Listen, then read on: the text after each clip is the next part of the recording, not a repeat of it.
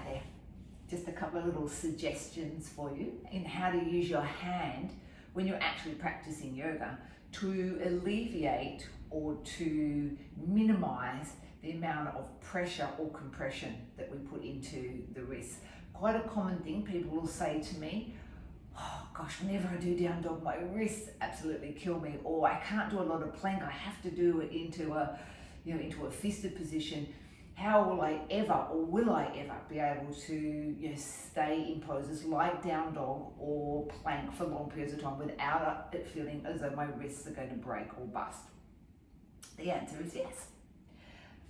I've done a little bit of kindergarten work on my hand, which I will show you in order to explain how it's best to place your hand when doing hand-driven poses. So let me explain to you, and hopefully you can see it from here, and if not, that's okay. What I can do is I will explain to you from a visual perspective, and then I'll pop my hand on the floor and you'll get a better perspective then. The black dots, my thumb, here towards the upper heel of my hand, the base of my pointer finger, okay, and the base of this little pinky. We say plug these areas. Plug means a little firmer than pressing. Plug these areas into your mat initially, okay, with more intention than the blue dots where we say press. Okay.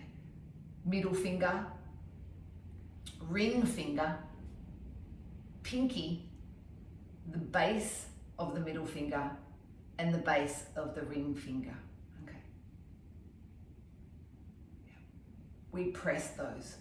We plug these. Okay. The big red dot is like a warning dot.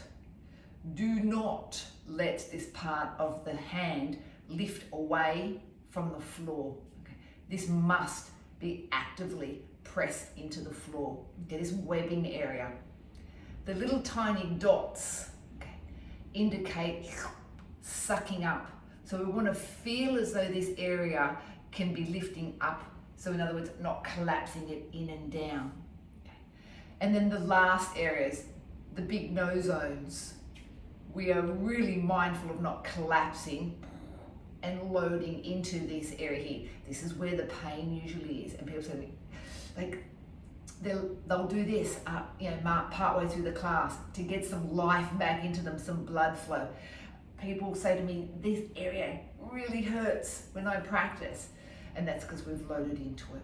Okay, we intentionally are mindful of not pressing into that area. So let's talk about plugging those areas. Okay, so that is the thumb, not letting the webbing lift off the floor, plugging the pointer finger into it and its base, okay, and then pressing those other fingers into the mat, okay, sucking away and not collapsing into the wrist joint, okay, on both of the hands. Okay. So even if we were to do cat, it's the same emphasis, okay. Feeling almost that suction, no load into the wrist, and then, as I said, plugging thumb, pointer into the floor, base of the pinky into the floor. And you'll feel work going into the arm, the forearm as well. Is this a good thing? This is an awesome thing, because I mentioned in our the notation of this blog how it's really important to engage all of the muscles in the body that are part of that pose, for them all to take on responsibility in a pose, rather than letting these poor little wristy joints down here take the brunt of it all. The more that we address the remaining muscles, the biceps, the triceps, the shoulders, then it becomes a collective pose rather than a pose solely relying on how much these risks can bear. Okay. Try it, see how you go. Practice it. It will take some time. But with practice, it will become nature. It'll become second nature. And you'll be able to work easier through it. Good luck. Let me know how you go.